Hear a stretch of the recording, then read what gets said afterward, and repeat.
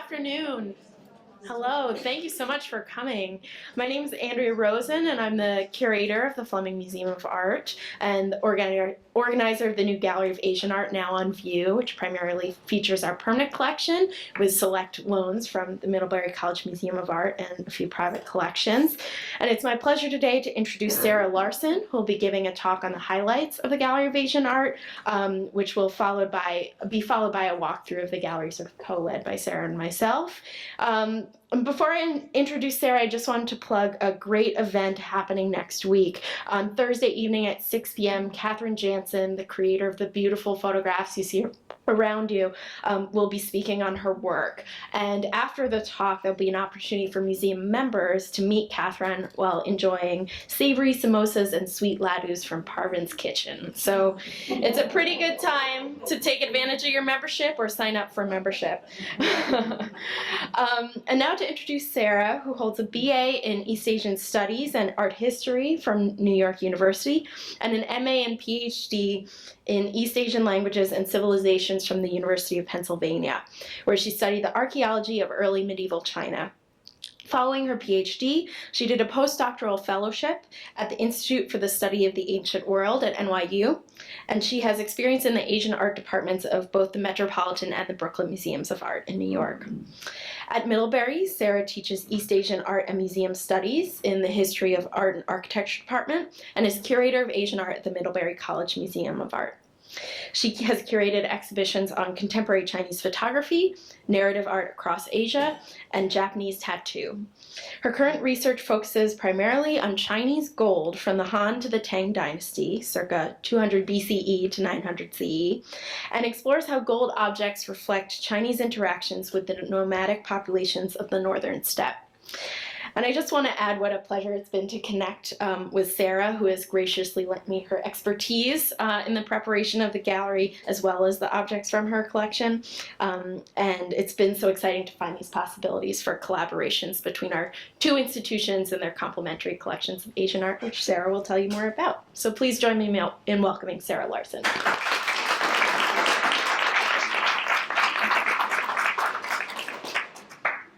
Hello, good afternoon. I'd like to start by thanking Janie Cohen, the director of the Fleming, for inviting me here today. Christina Farron, the curator of education and public programs, for doing a lot of the coordinating today. Chris Dissinger, the director of public relations and marketing, for providing a lot of the photographs you're going to see. And of course the donors of Asian art who have made the installation of the gallery possible. And especially Andrea Rosen for researching and curating this collection and doing such a beautiful job. You may or may not know, Andrea has also created a network of curators across Vermont and is doing an amazing job bringing us together and creating these opportunities for cross-pollination between our collections. So we're very grateful for her work. And as you know, I am the curator of Asian art at the Middlebury College Museum of Art. And as Andrea mentioned, our collections really complement each other, which has been a huge advantage to us. They're very different in their origins and their strengths. So the collection here is much stronger in early Indian art and in later periods of Asian art. And our collection at Middlebury is more centered around ancient China. And doesn't have as much from the later period. So I was delighted to have the opportunity to work with these objects a little bit. Another key difference is that our museum was only started in 1992 and has a mere 4,600 objects, whereas the Fleming opened its doors in 1931 and has 25,000 works of art. So endless opportunities for the Asian collection. So I thought I'd start by telling you a little bit about where this collection came from. The Asian collection was largely founded by the sculptor, collector, and socialite Henry LeGrand Cannon, who was the son of Colonel LeGrand B. Cannon, the wealthy owner of Lake Champlain Transportation, and of a grand estate called Overlake, which is located nearby just southwest of UVM's campus. Cannon studied sculpture under the famed sculptor Augustus St. Gaudens, but his own artistic career was perhaps not his greatest strength. I like to think his greatest contribution was actually his collection of, quote, East India curios and bric-a-brac that he left to UVM on his death in 1895 at the young age of 39. Cannon acquired these items on his travels to Tibet, India, and Iran, and he used them to decorate what he called his India room in the Overlake estate. When UVM inherited his collection, a special Cannon room was built on the west side of Torrey Hall to house it. It was reinstalled at the Fleming in 1931, and it remained there until the 1980s, going through a number of reconfigurations. If we look more closely at the back wall of the Cannon room, we'll see that it's really dedicated to arms and armor. We see a number of swords and guns, and on the walls on the left side we see ferocious faces of Sri Lankan masks with bared fangs. These really demonstrate Cannon's attitude towards Asian cultures, which he perceived to be violent and masculine and intimidating. But this, of course, is not a complete picture of Asian art. The Asian gallery that Andrea has curated, she's really worked hard to combat this perception of Asia as a warlike place. And so what I want to do today is give you a couple of possible new frameworks for thinking about the arts of Asia. So what I'll focus on is religious practice, elite arts, leisure activities and entertainment, and trade relations, and the way that some of these works of art impacted Europe and the West more generally. So I'd like to start with religious art. This is one of the first items you'll see as you walk into the gallery. It is a food vessel from the Shang dynasty. The Shang was China's first dynasty, and it was ruled by shaman kings who were responsible for performing divination and sacrifices, which formed the basis of their authority. The Shang made sacrifices to communicate with the supreme deity Shangdi, who controlled the natural and human worlds. And he could cause fortunate or unfortunate outcomes like a bountiful harvest or calamities like drought. In addition, the Shang kings also sacrificed to their ancestors. They believed that those ancestors could intercede on their behalf with Shangdi. So objects like this one would have held offerings of food, grain, wine, animals, or in some cases even human sacrifices, although they probably wouldn't fit in a vessel this small, in order to appease the ancestors in hope of persuading Shangdi. And these objects usually were decorated, I'm at a funny angle here, but they're decorated on the top register with hybrid animals, real animals, and humans. But beginning around 1200 BCE, a distinctive design called the tautia starts to appear. So the tautia began as just a simple pair of eyes on either side of a central line or a flange projecting off the surface. But over time, it came to incorporate also eyebrows, horns, ears, nostrils, fangs, and a bit of an upper lip, but never a lower jaw. This face was nicknamed Tautia, meaning glutton, by Song Dynasty antiquarians who about 1,000 years started digging up these tombs, taking out the objects, and collecting them. And this definition, Tautia, it refers to a character from ancient histories who is somebody who eats but never gets full. But what we don't know is exactly what this meant to the people of the Shang Dynasty. Some people believe that this type of ornamentation was purely decorative, that it just emerged out of the casting process. Other scholars have said that this was a spirit medium that was released by the act of sacrifice and allowed the shaman to communicate with the world of Shangdi and the ancestors. Or another theory is that this is actually a face of the transformed ancestor themselves. So by putting wine or food into the vessel, you are feeding the ancestor. And the reason the lower jaw isn't shown is because they're in the process of feeding. This type of decoration fell out of favor after the Shang and the subsequent Zhou dynasties, but the concept of revering the ancestors remained really important going forward, and it became a central tenet of Confucianism. One of the main ideas behind Confucianism is filial piety, which is reverential respect of children towards their parents, younger siblings towards older, or subjects towards their emperor. And people continued to revere their ancestors by creating shrines in temples or in their own homes, like the one you see here. So these altar tables might have an ancestor portrait behind them, or they might have tablets with the names of the ancestors, and they would have incense burners and food offerings like you see in front. So when we see this furniture directly across the way from the tripod vessel, this has a very similar function. This would have been one of those ancestral altar tables, and it has a drawer that scrolls depicting the ancestors or other implements would have been stored in. So a little bit of continuity in those two items. Another important religious movement in this period is Hinduism, which was developed in India and spread throughout Southeast Asia. Hindu worship mainly focuses on the worship of three deities. It used to be thought that this was Shiva, Vishnu, and Brahma, the creator, but today it's recognized that the three who are really most revered are Shiva, Vishnu, and the great goddess, who takes many different forms, but often it serves as a consort or an opposing force to the male deities. Shiva is the destroyer of forces who threaten man and the gods.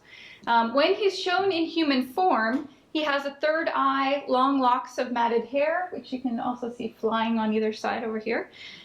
He wears a tiger skin and carries a trident. He's sort of a wild man. His home is on top of Mount Kailash, where he practices yoga and austerities and meditates. And his vehicle is the white bull Nandi, who we can see right here. Shiva in the form in the Asian gallery, however, is Shiva Nataraja, Lord of the Dance. This is a form that combines the roles of creator, preserver, and destroyer. So he holds a hand drum that sounded the first sounds of creation, and in the other hand he holds a flame, which alludes to the fire that will be the ultimate destruction of the universe. And he tramples on a dwarf who represents illusion, which leads mankind astray. Now, images like this, particularly bronze images, would be lovingly dressed and draped in garlands and jewelry, and people would visit them and make offerings of fruit and flowers. And then they would do something called taking darshan. Darshan is a very individual experience of a deity. It's the act of making eye contact with that deity so that they know that you are present and you are seeing them. And through that act, the energy of that deity is transferred to the practitioner, as is that deity's blessings. So when you visit an icon like this, I like to think of this practice as visiting a friend. You go to a temple, you might ring a bell or beat a drum in order to announce your presence. You sit down, you spend some time, you interact, and then you leave a gift as you go. Vishnu is the creator of the universe and the savior of man, who embodies mercy and goodness.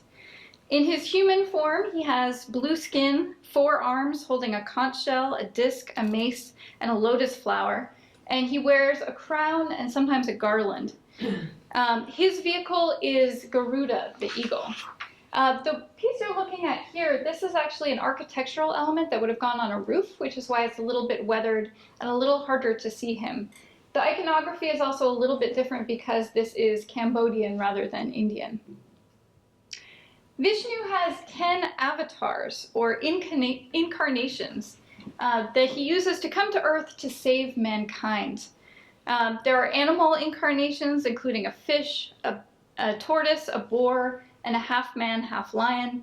And then there are human incarnations, including a dwarf, a sage, Rama and Krishna, two of his most famous incarnations, which are the protagonists of the Mahabharata and the Ramayana. He also is thought to be an incarnation, or he reincarnates as the Buddha, which is a convenient linking together of two different religions. And then there's a sort of messianic future incarnation called Kalki the Destroyer. So in the Asian gallery, you'll see some paintings that show some of the incarnations of Vishnu. The third is the great goddess, who is often the counterpart to the male deities, embodying an opposing energy. And she's often pictured as a nurturing mother figure. However, she also has wrathful manifestations, like Durga, who is fierce and warlike. The story goes that a half-man, half-buffalo named Mahisha once waged war on the deities. He had earned a favor from Brahma, the creator, and by performing austerities, and he asked that he be made invincible. So Brahma said, that's a little worrisome. How about you can only be defeated by a woman? And Mahisha thought, yeah, that's the same thing. Turned out not to be the case. So the other gods got together and they gave her all of their weapons. So she's shown with many arms. And you can see, for instance, Vishnu's disc up in the corner. And using those, she defeated Mahisha, who you can see here sort of emerging from the buffalo form on the bottom. Stone images like this could be freestanding and worshipped independently, but very often they were part of larger scenes that made up the interior of cave temples like this one from the 7th century. Buddhism is the other major religion that dominated Asia. It emerged in India, but it centered on the teachings of the Buddha and was founded by Prince Siddhartha, who later became the Buddha.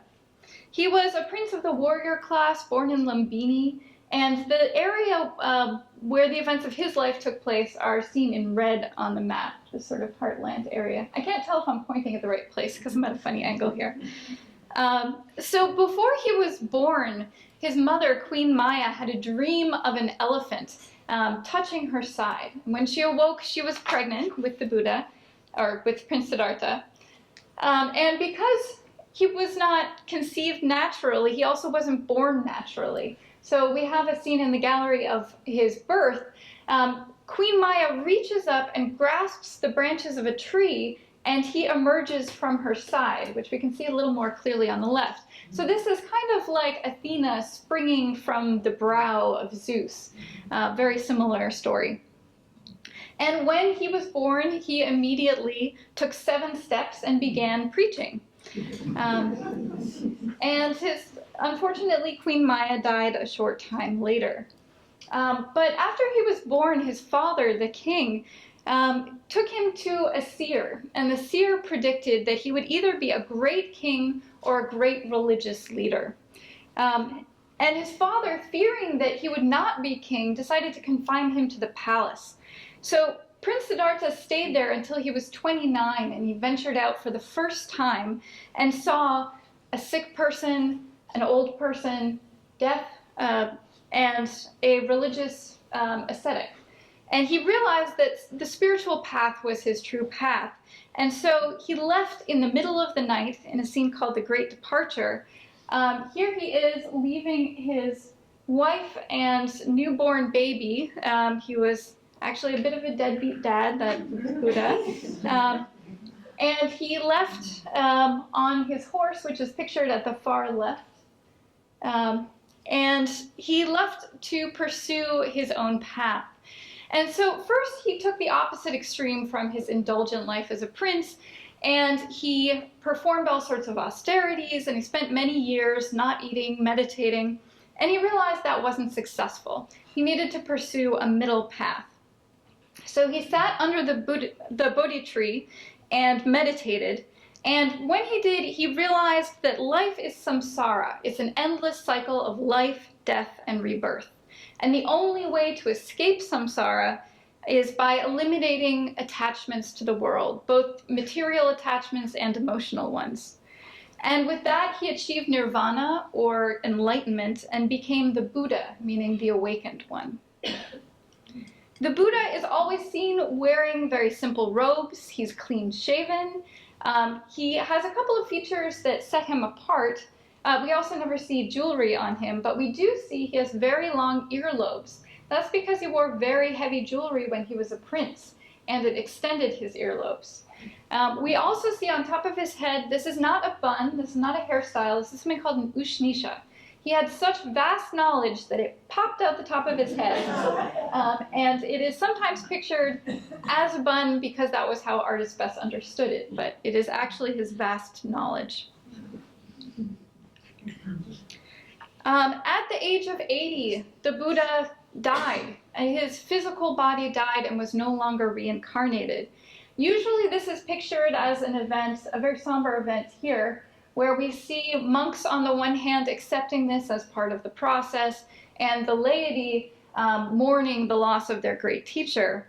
In this Burmese version, we have a parinirvana of a slightly more come-hither nature. Very beautiful piece, but this is definitely depicting the death, even though we see him with his eyes open. In earlier forms of Buddhism, the goal was individual enlightenment. We all wanted to individually come to these realizations and leave this world. However, in later forms, especially Mahayana Buddhism, the goal was for all sentient beings to achieve enlightenment. So there are some beings called bodhisattvas who stay behind and try to help others out of their compassion for the rest of the world. And we can identify them by their ornaments. So while they might look very much like the Buddha, as we see here, their jewelry tells us we're looking at somebody who will eventually achieve enlightenment and become a Buddha themselves. But they're really more sort of divine figures. And speaking of jewelry and ostentatiousness, another way that we can look at the arts of Asia is by exploring the elite arts. That is, those art forms that were only accessible to the top tiers, which often include very elaborate techniques that ordinary people could not pay for. And these projected their elevated status. So in China, already by the Han Dynasty 2,000 years ago, we have records that tell us that there were certain materials and symbols that were off limits to ordinary people, or even to one rank below the emperor. They were reserved for the highest ranking. So the Forbidden City is a great example of that. When we see these gigantic buildings, they were built in proportions that were not permitted for anyone else but the emperor. And they're covered in yellow glazed tiles, which were also restricted to the imperial family because yellow was considered an imperial color. And we see that kind of coding in the dragon robe that's on view. Qing Dynasty dragon robes, the animal pictured on the front often tells you about the rank of the wearer, and the dragon was reserved for the imperial family. Now, robes like this could be worn at court, or they could be given as diplomatic gifts to leaders of other neighboring countries. The color of this one, the red, the broad sleeves, the short length, and the fact that we see dragons with 4 claws instead of 5 claws suggests to me that this could have been a robe for an empress. However, the number of dragons, there are 10 dragons on this robe, seems a little unusual because normally 9 was the number reserved for the emperor. It was an auspicious number. 10 means that it might fall outside of these rules. So this could have been given as a diplomatic gift. We also see these rules applying to jewelry and ornaments like belt buckles and hooks. Belt hooks, which you see here on the bottom, these were used already 2,500 years ago and continue to be used up until the Qing dynasty. And this gives you an idea of how they work. There's actually a little knob on the bottom side that adheres them to a leather strap. Many of these belt hooks were made of jade, which at certain times, like in the Han Dynasty, it was prohibited for people of lower ranks to have jade in their tombs. Jade was a really important material because it was a symbol of longevity and of immortality. Jade is extremely difficult to carve. It has a cryptocrystalline structure that makes it very tough. So you actually have to use abrasion, using something harder like emery from an emery board, and use a slurry and drag something across it for an interminable amount of time in order to make an object like this. So that also led to its restriction. Turning to Japan, contemporary with the Qing dynasty was the Edo period, which lasted from 1603 to 1868. This was a period when Japan was actually ruled by shoguns, who were military leaders, rather than by emperors. There was still an imperial line that lived in Kyoto, but the new military capital was Edo, today's Tokyo. And the military leaders became major patrons of the arts. In the 17th century, the whole social structure or class system was restructured, with the samurai at the top. Samurai had been the warrior class who were in charge of maintaining and protecting aristocratic estates in earlier periods. They make up about 5% of the population in the Edo period. But by this time, there actually isn't that much war going on because the Edo period leaders are very strict. They've closed the ports. There's no access for outsiders. So armor in this period becomes much more ornamental. It's not meant for actually marching into battle. So it becomes more decorative, and we see the addition of more colors. And interestingly, we know a good amount about this particular set of armor because as we were walking through the gallery, I remembered I had learned recently that oftentimes there are inscriptions on the interior of the helmet that tell us about the person who made the armor. So we looked more closely, Andrea got some terrific photographs, and we learned that this set of armor was made by Taira Katsunao, who resided in Hizen, which is an old name for a province. And it was probably made in the Shotoku reign, which is quite a bit earlier than it was originally identified as. So we believe it may date to 1712. Some of the inscription is invisible, but it's rare that we actually get this glimpse into the craftsman. So this is a very unique example. I'll tell you, we have a suit of armor at Middlebury, and I finally got inside the lining of the helmet to look for an inscription. We didn't have one. So kudos to you guys. So in the Edo period, as today, gold was a terrific way of showing your ostentatious wealth. And objects used in daily life, like the furniture you see here, were decorated in such a way that they appeared to be solid gold. These are actually lacquered objects. The main object is made of wood. Lacquer was incredibly expensive to make. That's because it has to be added in layers. A very thin layer is added. It can take 48 hours to harden, and then you have to add another. And objects like this can have anywhere from 30 to 200 layers of lacquer. And keep in mind, lacquer is a really toxic substance. It's related to poison oak.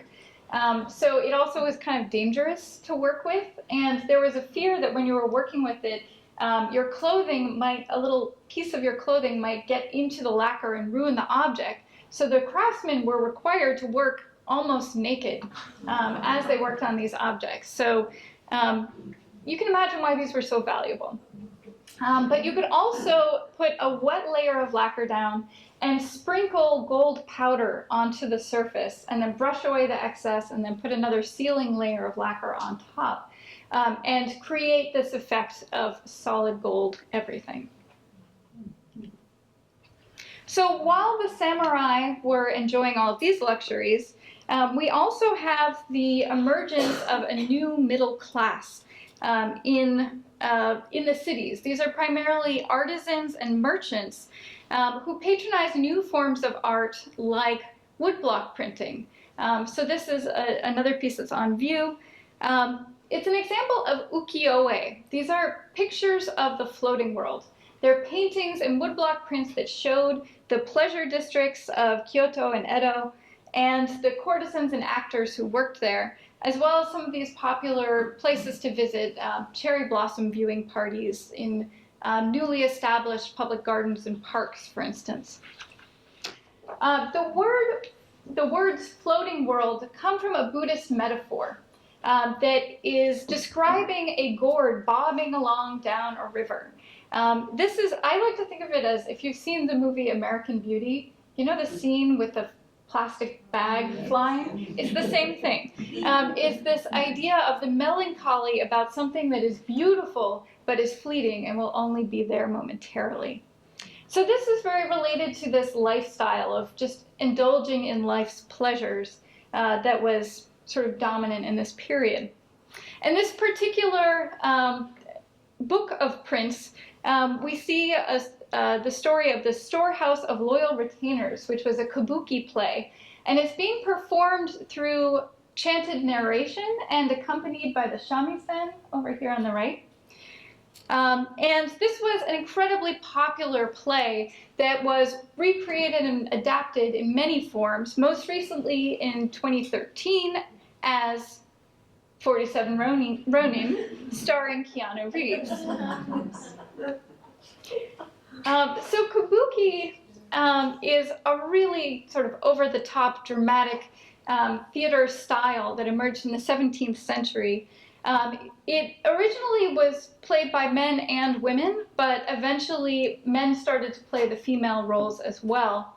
But we can recognize the characters by their bright costumes, by their dramatic makeup, and also by a pose they strike called a mie, a characteristic pose for that particular character in the story that helps us to recognize them.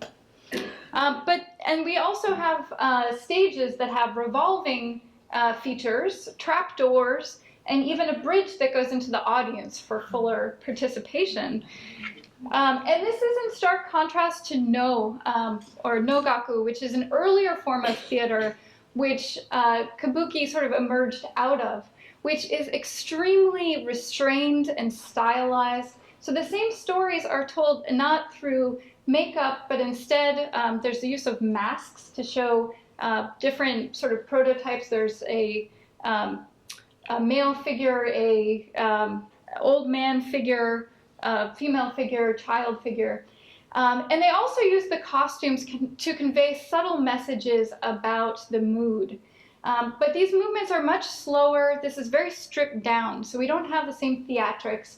Instead, we have very few props, if any, and much less motion around the stage.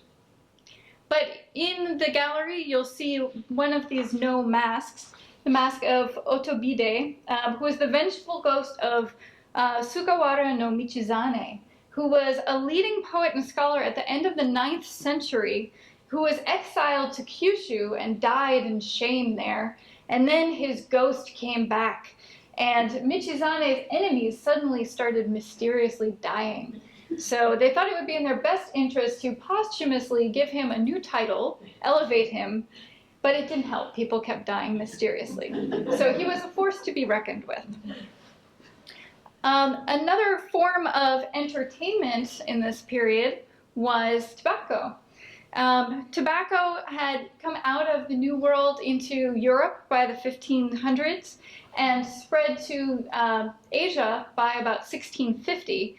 But the Qing Dynasty government in China outlawed the smoking of tobacco. What they did allow, however, because they thought it had medicinal benefits, was taking pulverized tobacco and using it as snuff, which was contained in small bottles like these, which were made in a range of beautiful materials, glass and semi-precious stones, and you'll see these ones on display. However, by the 1900s, cigarettes had taken over and snuff fell somewhat out of favor. Another pastime was the drinking of tea. So we find tea bowls like this one in China, Korea, and Japan. Tea was introduced from India to China via monasteries, where it was really helpful in keeping monks awake during long periods of meditation. And this filtered down to sort of upper classes who would visit and patronize the monasteries. And it became a social pastime as well, just as, you know, we might go get a cup of coffee today. But then in some places it also became very ritualized, the drinking of tea. So in Japan, tea ceremony, or cha no yu, was a formalized way of drinking tea and offering it to guests, in which every single movement in the ceremony and every object used in it is very ritualized. Tea was also extremely important in the history of Asia as a trade commodity. And it was involved in what became major international trade also of objects like silk and porcelain. So tea was exported from China to Europe, and it played a very important role in England, where it fueled the Industrial Revolution, keeping awake all of those workers in factories who are working with mechanization for the first time. So these objects were shipped to England, creating a massive trade deficit, which really bothered the English. So they thought, what can we do? They actually sent envoys offering all sorts of other objects that the Chinese might want, and the Qing emperor said, no, thank you. So what did they do? They started growing opium in India, exporting it to China. A huge part of the country became addicted, and that recalibrated the scales on that trade deficit, and also triggered the later opium wars. But it was through these trade networks that we have objects like this one. We have a small tea set. This was actually made specifically for those Western audiences. We can tell by looking at the teapot, which is not a Chinese form. These were very popular in Europe, as I'll show you in a second. But this set was actually from a shipwreck that went down somewhere around in Vietnam on its way to Indonesia, where it would have been traded on towards Europe. But one of the reasons we can tell this was in a shipwreck is if you look closely at the designs, you'll see they're incomplete. That's because they were made using porcelain with a cobalt underglaze in blue. And then they would have been adorned on the surface with black and red overglazes, but those dissolved in the seawater. But these were actually Chinese imari wares, which were made in imitation of Japanese imari wares, like this one, which were produced in a port area of Japan, which had really elaborate designs in cobalt blue underglaze and red and black and later other colors of overglaze. And these were initially made in imitation of Japanese textiles, but they also started to suit the designs of these to Western audiences. And these ended up in collections in Europe, like this one, which is in the now French embassy in Lisbon, where dishes were collected and stacked into the ceiling. And these affected local arts. So also in Portugal, we have the development of azulejos, these tiles which cover a lot of the buildings. If you've ever been to Portugal, you'll see these. And these were made in imitation. These aren't actually porcelain with cobalt glaze. These are made using a tin glaze. These also were really important in Central and Northern Europe, where palaces would build entire china cabinets or china rooms to display them, and resulted in the creation of Delftwares in Holland, as well as local forms that were really suited to local needs, including during the tulip boom. They created their own sort of pagoda tower for displaying tulips, which was very different from any original purpose in China. So there are many ways that we can approach Asian art that fall outside the realm of armor and warfare. We could also think about ideas of the afterlife, archaism and allusions to the past, or literati culture. So we are very indebted to Cannon for his collection, as well as to the other wonderful donors who have contributed to the current Asian gallery. But I hope that this will allow you to approach it with fresh eyes and some new perspectives. Thank you.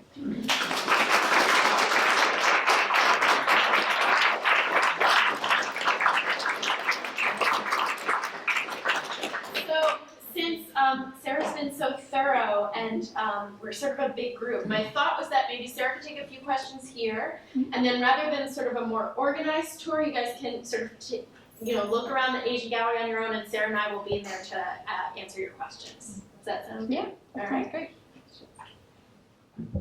Questions? I was curious about Buddha. So in all of the different figurines that you see, he's this big guy with a big tummy and that kind of thing, but the depiction you have of him there is more as an emaciated monk that is going out. So how did that switch up happen? This is an interesting popular cultural question. Actually, what we call today the laughing Buddha, which we see, in Chinatown and Chinese restaurants, is actually not the Buddha himself. He's a monk who is often mistaken for the Buddha, understandably, because he's wearing simple monk's robes and he has the same shaved head, but he doesn't have the ushnisha. That's one way we can tell him apart. So that's actually a different figure, but this is a very common conception. You see Buddha often with a lotus flower. Yes, the lotus, he also often sits on a lotus base. The lotus is really associated with purity. So if you've ever seen a lotus flower in person, they grow in ponds and their roots are in the mud. So they're sort of symbolic of something beautiful and pure that emerges from the mud. And they're used in imagery of the Buddha, but also other Buddhist figures. So Padmapani, for instance, who's another bodhisattva, will always hold the lotus flower. But it's a sort of stand-in for the purity of the ideals of the Buddha.